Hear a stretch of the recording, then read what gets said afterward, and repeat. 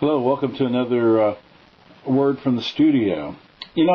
Recently posted on Facebook a statement that said, if you're a Christian, you can expect folks to criticize, but you ought to live that nobody will believe them. I want to address that a little bit further. And with this word today, we look at Romans chapter 12, verse 1 and 2. This is where Paul says, I beseech you, brethren, by the mercies of God, that you present your bodies a living sacrifice, holy and acceptable unto God, which is your reasonable service or your reasonable worship. He said, be not conformed to this world, but be transformed by the renewing of your mind, that you may prove what is that good, acceptable, and perfect will of God. Now, when you look in the Amplified Bible, it says this way. It says, make a decisive dedication of your life. You see, we're to be living sacrifices. Now, that means that we're to be living, growing, and performing, testifying agents of God. We're to be His representatives. When they see us, they see Him, in other words.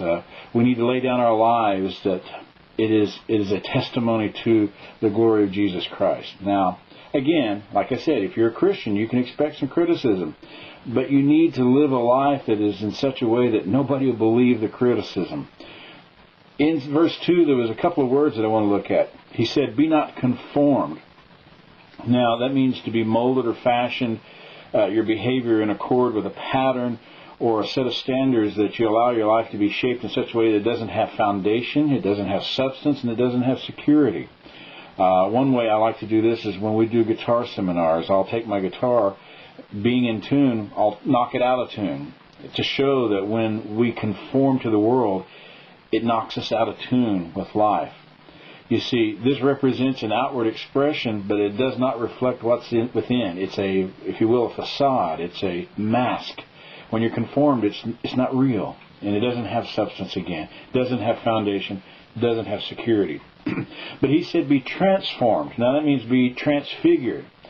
He said, change your form. Turn around, if you will. You see, it's being a true representative of what's going on in your inward nature and your character. So this is such a way that the inside is seen on the outside. And it's seen that you're clear, that you're transparent, that you have foundation, that you have security, and that you have substance. And here's the thing about it. When we are transformed by the renewing of our mind, it's not a facade, it's not a mask, it's real. It's a renewed mind, it's a renewed attitude, it's Christ-like. That's a word from the studio today. Be transformed by the renewing of your mind. Be more like Christ in all you do. God bless you.